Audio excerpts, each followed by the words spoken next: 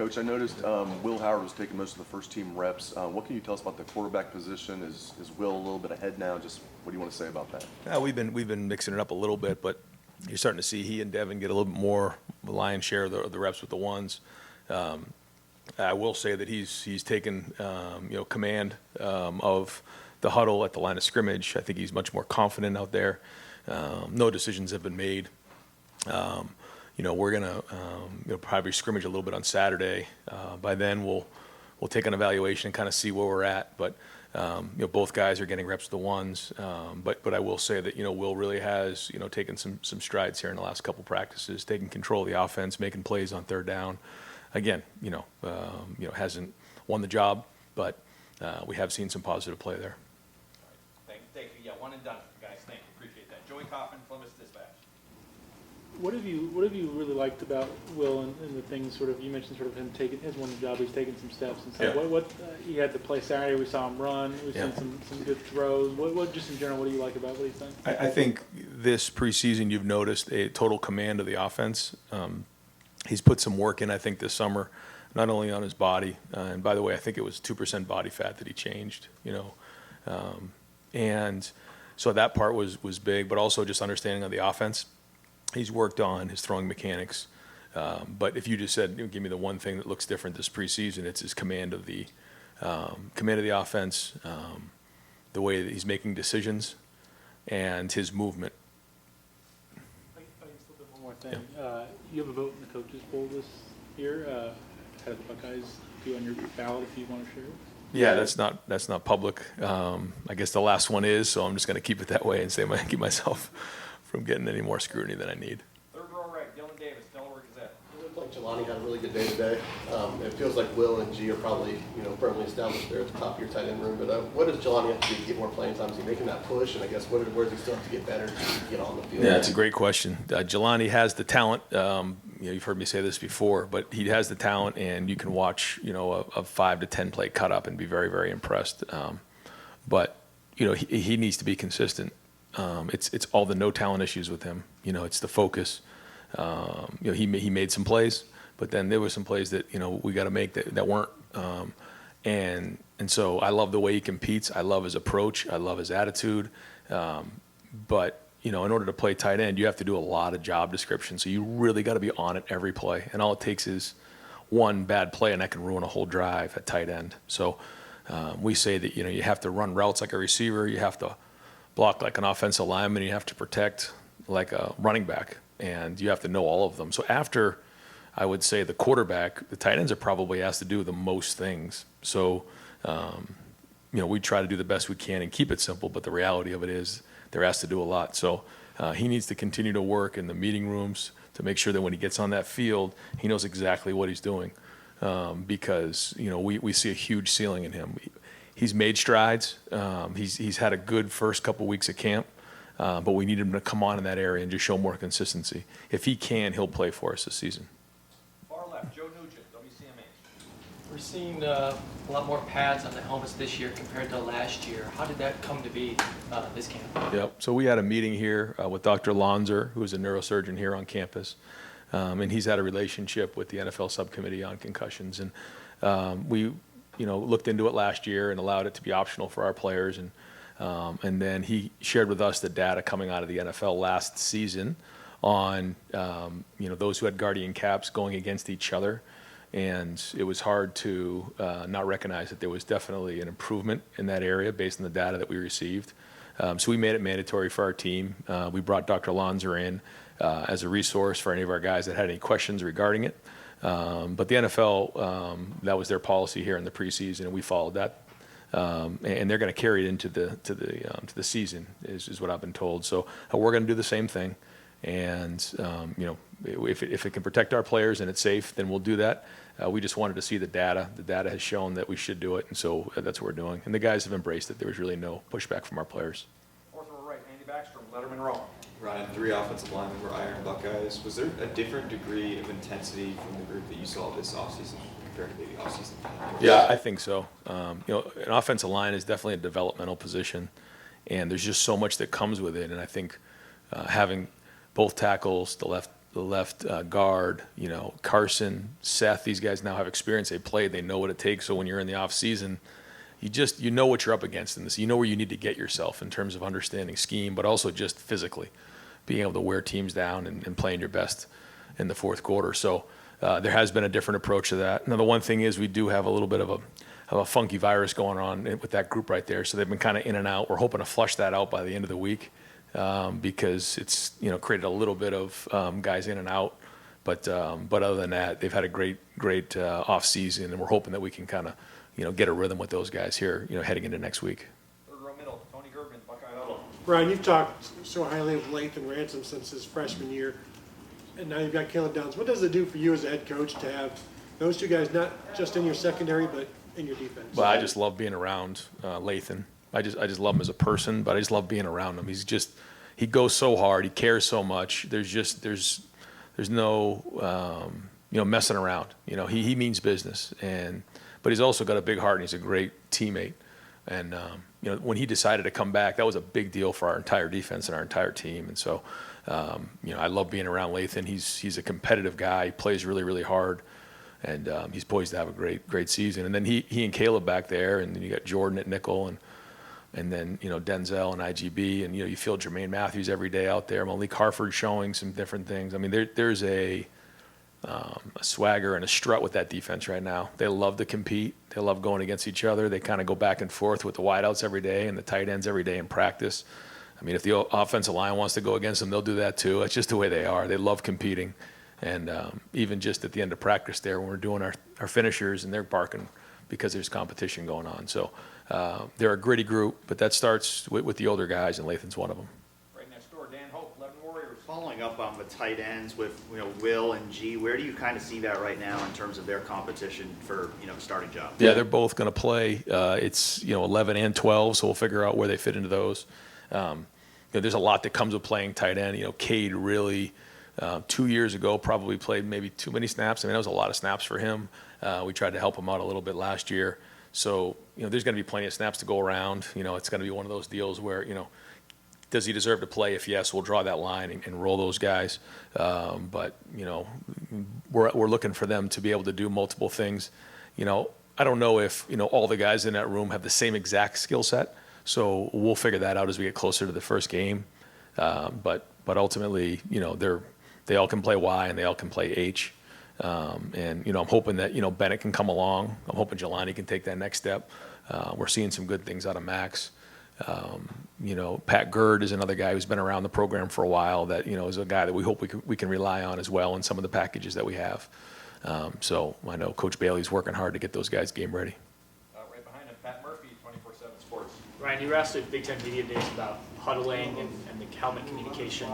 Having now used that more, how are you seeing that work out? The quarterback specifically, and how they're handling the huddles, and how much does that maybe play a part in some of the decisions? I think it's going to be interesting to see because, up until 15 seconds, the defense coordinator can talk to the linebacker, and the offensive coordinator can talk to the quarterback. So I'm sure there's going to be a point where both of those guys are going to be like, will you please shut up and let me play football? But I think it's going to be different. What we haven't experienced yet is, and I gotta figure this out going into next week, is like at 15 seconds when that thing shuts off, what that's going to be like. Because right now, we're still communicating through that. But it is different. It is different how we're doing it. And there's going to be multiple tempos that come with it. Again, at the end of the day, football's football. So whether we're signaling or communicating it in, we all have to be on the same page and play the game. But there is some nuance to it that we're working through. Deep center field, Jeremy Birmingham, the podcast, Kings of the North. Ryan, how hard is it with as good as the secondary is and as confident as they are out there, how difficult does that make evaluating quarterback play, but also the wide receiver depth to see who's really taking the steps they need to? Because it seems like to complete a pass out there requires an absolutely perfect play. No, I don't think so. I think, our guys have been very aggressive, and they've challenged a lot of throws, but the good teams we're playing are going to be the same way. So that's the standard. And, that, as we say about this all the time, iron sharpens iron. I think Denzel built so much confidence. I asked him the other day, who's the best player you've gone against since you've been here? And he was, he mentioned the guys that are on our team. So it's vice versa. If you can get open, and catch a ball on a fade against IGB or Denzel, or catch the ball over middle, or work a vision and break against Caleb Downs or Lathan Ransom or Jordan Hancock, then you're going to be pretty good against most of the guys in the country, and it builds confidence that when you can do it. I think the thing that I appreciate is every day these guys are bringing it. Every day when there's a competition and it's nasty out there, it's gritty, and I think right now there's probably more depth in the back end on defense than there is a wide receiver, and so we need some of those guys to step up. But we will. The good news is, again, if you can do it in practice against our defense, then you can do it in a game, and then you can prove to the coaching staff you deserve to play. And I think that's a motivating factor for our guys. Fourth row right, Cameron Teague Robinson, the athletic. Right. In media days, you mentioned Brandon Inniss as somebody that you feel when you're out there. Yeah. And we've been able to see him healthy, obviously now, and is really cooking out cuts. How much does that add versatility to what you guys can do with him? Because he can do so many different things. Well, you've heard people talk about almost building a basketball team, different sizes. And when you look at, Carnell and Emeka and Jeremiah, and then you look at Brandon, I mean, they're all different sizes. And Brandon's built low to the ground, but just super competitive. I mean, we say this all the time, like, can you see a guy play? Yeah, but can you feel a guy when he's out there? You feel 11 when he's out there, just the way he plays. And he's competing his tail off, and he's jawing back and forth with guy. He loves the competition, and I just like that part of his game. And he has toughness. I think when the ball's in his hand, he's a strong runner. He's played some quarterback in high school. He's played some running back in high school. I mean, he's done a lot. He can return. He's very versatile that way. So, if he continues to build, and he's not perfect. I mean, there's things he's got to get better at, but we're going to count on him to be a key contributor this year. Right next door, Spencer Holbrook, letterman row. Ryan, I saw Monte Armstrong get into a little bit of a pushing match with one of the guys. Saw Davison get into Jeremiah's face after a pass breakup. Do you like seeing that intensity right now? Is that something that you don't want to encourage guys to be fighting on the field, but like, are you seeing that intensity that you want to see in practice Saturday? These guys seem to be pretty tired at this point. Yeah, no, I mean, it's different between, getting tired and throwing a punch and getting thrown out of a game or breaking your hand. That's just complete undiscipline, It's another thing when you're just going so hard that you're going to be jawing and pushing and being edgy and playing all the way to the edge of the whistle. Like, that's what we want right there. And, our guys aren't going to back down from anybody. And that has to be that mentality every day when you're out there. And you have to bring it. And so, we're not going to have guys running from the sideline, getting into it. We have a protocol for that. We've talked to our team about that. And, we can't be, whatever we're doing in practice, we're going to do in a game. And so we can't get penalties for undisciplined behavior. But at the same time, like, we're going to go really, really hard in practice and push each other. And there's not one guy in that field that's going to back down. So, what you saw out there in practice is what we're looking for in terms of intensity. Austin Ward, podcast. Ryan, how has this illness with the offensive line impacted the evaluation or position battles, or even like just the way you practiced the first week? It hasn't really affected us yet. It did a little bit today. We had a couple things show up, and so a couple guys on the offensive line had to double up, and I called them out after practice and gave them a shout out because that wasn't easy. It wasn't all perfect, but they were tough and gritty and really gutted it out. If this continues like this, then it is going to have an effect. If we can kind of flush this out here pretty soon, then I think it'll be just a bump in the road. So we'll see how this weekend shakes out. Bill Rabinowitz, Columbus Dispatch. Yeah, we saw Jeremiah was named one of the 10 Ironmen or whatever, which as a freshman I'm sure is impressive. You've been very careful to not want to kind of add to the hype, but is it to the point now where it's like, there's no denying it? And just his battles with IGB, for example, how much does that make him better? Yeah, he loves it. We were up in the training table the other day, and so that's why I came here, to get better. And I'm going against these guys and learning about myself, and I love his spirit. He's so competitive. For somebody who's as talented he is, first off, he's strong and he's powerful and he's big, but it's his work ethic to me that just jumps out. He's physically tough. Physically, he'll get after you. But also, when he gets out there, very, very few MAs for a young player. He takes his game very, very seriously. He puts the work in off the field. And if he doesn't, make the play, he's hard on himself. And so, rare do you find somebody who's as talented he has, but has really good discipline and skill at that age. So we haven't played a game yet, but, he's building a lot of respect amongst his teammates for sure. Right behind him, Stephen Means, Cleveland.com. It's just funny watching you deal with that. August 31st is going to be very interesting. I was right here when we heard he was coming. Right? Yeah, no, it's like, Well, that was why. It's like you almost fainted about the kid. Now it's like I don't want to go there anymore. I get it, but it's just going to be funny August 31st. When you're evaluating quarterbacks, whether it's when you brought guys in the portal or in recruiting, when you're watching film, you brought up special trait a lot. I know it's very early to talk about that, but when you're watching film, there's probably something you identify with and you go, I can work with that. With Will, when you were watching him at Kansas State and you saw what he was doing as a quarterback and passing the all, what did you see in his game that made you go, I can work with that? I saw some poise in the pocket that is hard to teach. Size that could see over the line, accuracy, and then the ability to pull it down and run. I mean, those were probably the top things that we recognized in evaluating his film. Bill Landis, the podcast, Kings of the North. Kind of building off that, I guess, I feel like you do notice when you watch Will, it's like subtle movements in the pocket sometimes just buy him a lot of time. Yeah. Is that just experience? Is that innate in guys? Or even thinking about the young quarterbacks you have, like with Aaron Julian. That's a good question. Can he coach them up on stuff like that? No, it's a great question, and I think about these things a lot. I remember when each guy's a little bit different, but let's take Justin for example. That first spring, the minute he felt a rush, he would just start scrambling. I don't know if you guys remember that, but I mean, he was out of the pocket fast. And so, we just made a rule. You're not allowed to scramble. You have to stay in the pocket. You have to slide. Because the difference, like Tom Brady couldn't scramble really. And so what did he do? He still extended plays. How did he do that? He slid in the pocket. He found the soft spot. He could feel when a 3 technique was in his face, and then he would just slide to buy himself a little bit of time. When guys are more athletic and they can escape, they find themselves using that as a tool, which is fine. But we kept him in the pocket. And then with CJ in high school, you could see that his offensive line at times wasn't great, and so he had to stand in the pocket, and he would stand in the pocket, and that was something he even got in high school, and then he learned it more when he was here.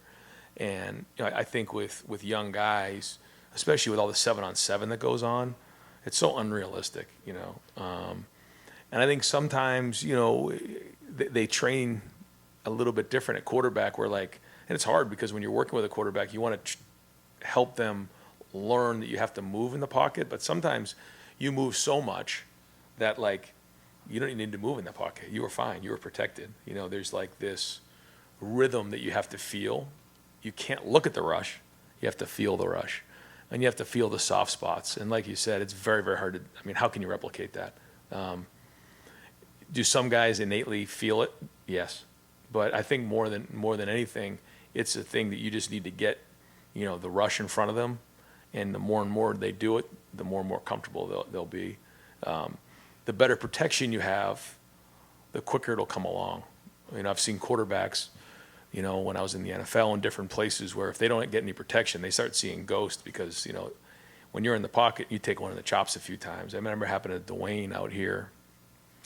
I want to say it was the maybe Minnesota game or maybe it was the Nebraska game. We missed a blitz coming off the edge, and he took one. He never saw it coming. He didn't set his feet the rest of the game. So there's a lot that comes with what you're asking, and I could probably talk about it for a few hours, but the bottom line is we want to train our guys to see down the field, feel the pocket, and really try to find ways to slide and find the soft spot in there. And then when it's time to extend and escape, then do that. Final questions. Tim May podcast. Yeah, like Roethlisberger, he was expert. But he would stand in there and extend by taking a shot with a guy hanging on. He had a different style of it. You're right. Everyone's a little different. That's why I'm equating Will to, because Will's a bigger guy. Bigger guy. Yeah. He is. I don't even get in, that wasn't my question. All right, guys. Thanks.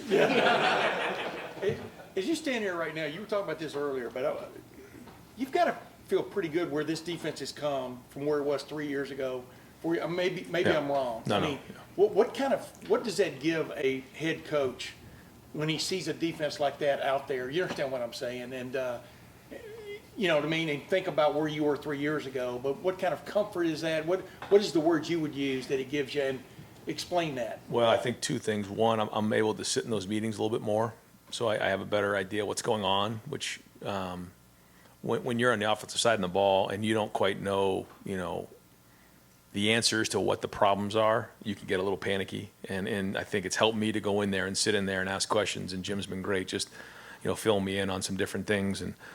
But also just where we're at into year 3. I mean, these guys have been in that system now for 3 years. And, a lot of them played a lot of football. So, when you're speaking a language, it makes a big difference if you've been speaking the same language for 3 years. You know the mistakes that have been made. You know the issues with the coverage. And then when Jim's calling the defense, like, they start to understand why. We talk about this all the time. What do you have to do? How do you do it? But then why is he calling? He's calling that coverage for a reason. He's calling this blitz for a reason.